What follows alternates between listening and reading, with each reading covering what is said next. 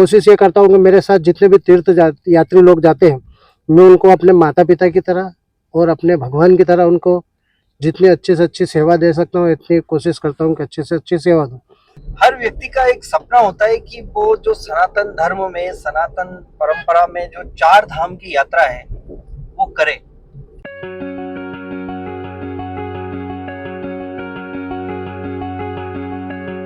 हम बात कर ही रहे थे धार्मिक यात्राओं की।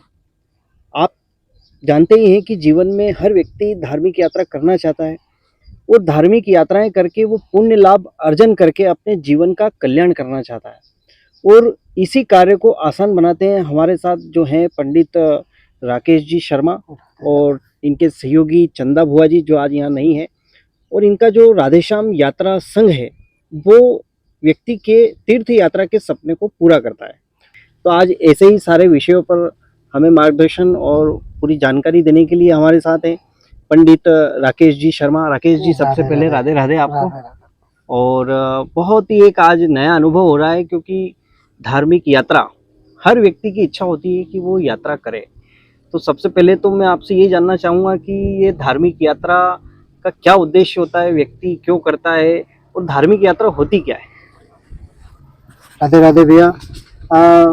सबसे बड़ी बात क्या है कि आज की तारीख में आधुनिक समय में और ये कलयुग के वातावरण के हिसाब से आदमी कुछ न कुछ अपनी गतिविधियों के अंदर बड़ा उलझा हुआ रहता है, और कुछ तो भी मन में किसी का क्या संशय रहता है, किसी का क्या संशय रहता है। बाकी तीर्थ स्थल पर जाने से, प्रभु की कृपा होने से और प्रभु की इच्छा से आदमी जा पाता है।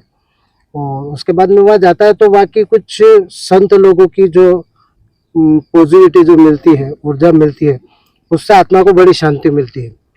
और उससे मन में अपने पितृ लोगों के प्रति उनको भी बड़ा सुख प्राप्त होता है। अपन जिस रज में घूम के आते हैं उन चरणों से फिर अपन अपने घर में आते हैं, उनसे भी बड़ा घर में अपने आगे पीछे पितृ लोगों को या अपने पीछे जो बैठे वगैरह हैं उनको बहुत कुछ सहूलियत मिलती है और बड़ी आत्म शांति मिलती है। मेरा तो मानना यह है कि तीर्थ यात्रा पहली बात तो बहुत भाग्यशाली होते हैं जो जा पाते हैं। लोगों के पास पैसा तो बहुत है, पर उस धर्म भूमि स्थल में जाना हर किसी के सौभाग्य की बात नहीं रहती, और जो जा पाता है वो बड़े सौभाग्यशाली रहते हैं, जो प्रभु के चरणों में जाते हैं और वहाँ के चमत्कार देखते हैं।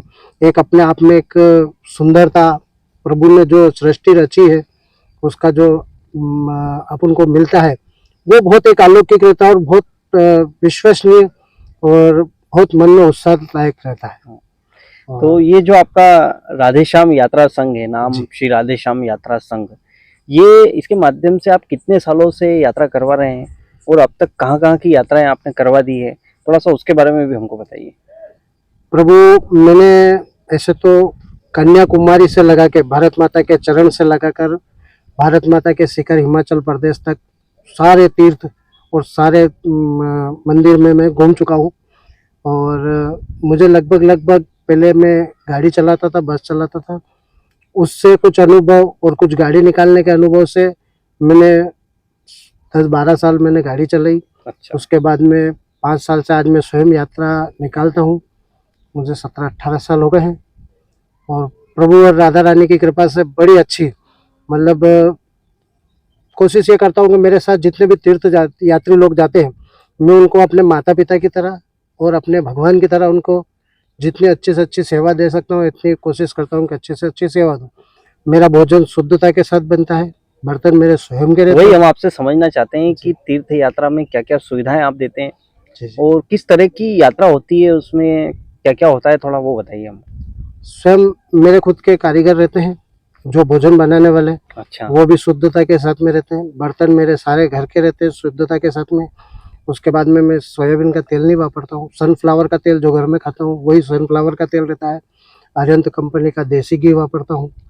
मैं रेडीमेड आटा नहीं लाता हूँ, गेहूँ ला के गेहूँ को पिसवा करके और शुद्धता के साथ में पूना कंपनी के जो आते हैं गेहूँ, उसका आटा पिसवा करके और उनकी व्यवस्थित तरीके से भोजन। क्योंकि आदमी क्या है, पैसा देकर यात्रा तो करता है, पर अगर वहाँ यात्रा में जाने के बाद अगर उनका भोजन की वजह से अगर स्वास्थ्य खराब हो जाता है और अगर वो यात्रा करने में निसफल हो जाते हैं तो कहीं ना कहीं जाके बददुआ हमें भी लगती है, कष्ट होता है कष्ट होता है। तो प्रभु मेरी ये इच्छा रहती है कि मैं जितना अच्छे से अच्छे मैं उनको सहूलियत दे सकूं, जितने अच्छे से अच्छे उनकी सेवा कर सकूं। अदरवाइज इसके अलावा भी अगर कोई बीमार हो जाता है व्यक्ति तो मैं स्वयं जाता हूं, डॉक्टर को ट्रीटमेंट करवाता हूं, बोतल चढ़ती है तो बोतल चढ़वाने तक उनके पास बैठ करके और उनकी पूरी सेवा। मतलब एक बेटे भाई या मतलब परिवार के सदस्य की तरह आप जी जी, बिल्कुल भूमिका निभाते हैं। मेरे साथ अभी तक जिसने भी यात्रा करी है वो सब मुझे यही बोलते हैं, बोले ये श्रवण कुमार है। अरे क्या बात है। मेरे एक बुआ जी है, चंदा बुआ जी करके, बड़ी खरसोत के पास में उनका गांव है मुंडत। वो लेडीज के साथ में वो लेडीज रहती हैं, जैसे किसी को वॉशरूम वगैरह जाना रहता है तो उनके साथ में जाके और पूरी व्यवस्था वो देखते हैं। मैं जेंट्स के साथ में जाता हूँ, मंदिरों के अंदर भी हम लेडीज़ों की लाइन में होते हैं तो बुआ जी जाते हैं, जेंट्स के साथ में मैं जाता हूँ। मेरे दो कारगर, दो लड़के भी रहते हैं, गाड़ी से बिस्तर उतारने के लिए, सामान उतारना चढ़ाना, मंदिर में घुमा फिरा के वापस लेके आना। अच्छा, हाँ, दो वो भी सारा रहते हैं। मतलब एक सुरक्षित और अनुशासित कार्य है। बिल्कुल बिल्कुल बिल्कुल।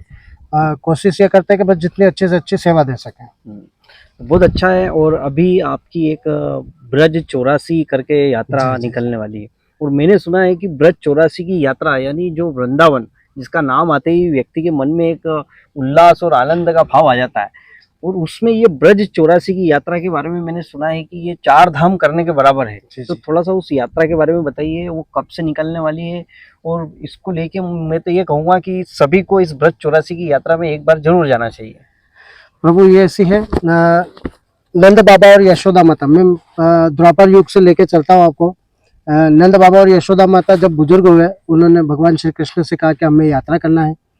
तो ब्रह्मांड में जितनी यात्रा है, भगवान ने उन सबको आदेश करा कि ब्रज 84 कोष के अंदर हर चीज वहाँ अवेलेबल होनी चाहिए।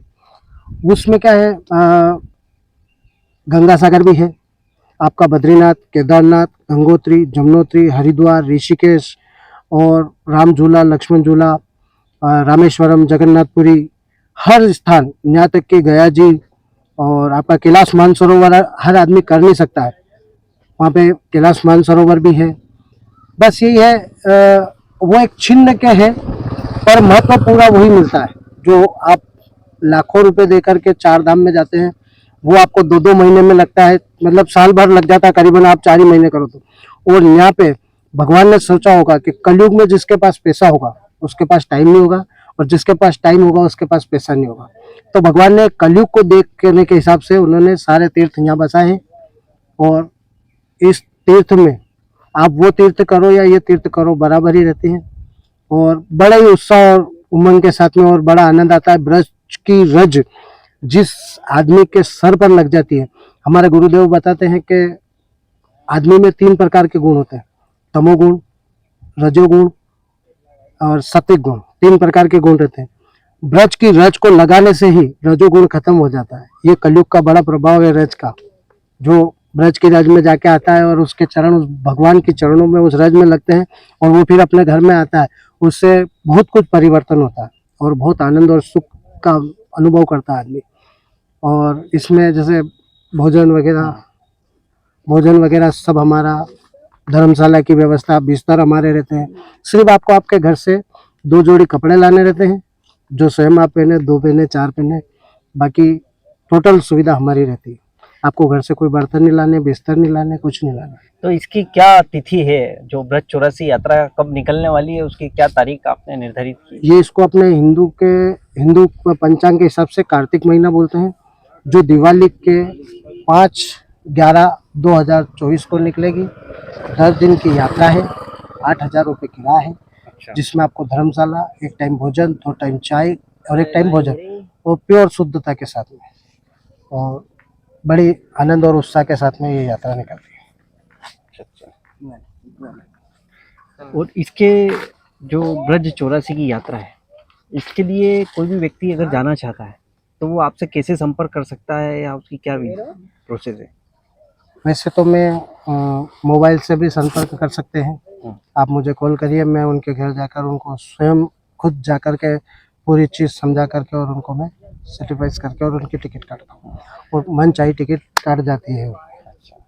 और इसके आगे फिर आप गंगा सागर भी कोई जाने वाले हैं यात्रा जी। पर, गंगा सागर भी कराने वाले हैं, तो उसके बारे में भी थोड़ा बताइए हमको। गंगा सागर की यात्रा ऐसी है, इसमें 11 ज्योतिर्लिंग है, 3 धाम है और गंगा सागर है।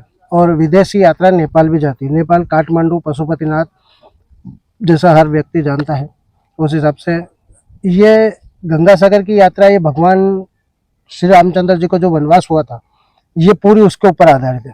ये यात्रा शुरू होती है अपने उज्जैन महाकाल नगरी से और उज्जैन महाकाल नगरी में ही खत्म होती है। और उज्जैन से शुरू होती है, भगवान वनवास होकर सबसे पहले आए थे चित्रकूट और हम उज्जैन से डायरेक्ट जाते हैं चित्रकूट। अच्छा। चित्रकूट जाते हैं और भगवान ने जो 14 वर्ष पूरा बिताया था, जिसमें भगवान रामेश्वरम भी गए थे। 11 ज्योतिर्लिंग में जो एक स्थापना हमने रामेश्वरम ज्योतिर्लिंग की, हम वहाँ तक जाते हैं।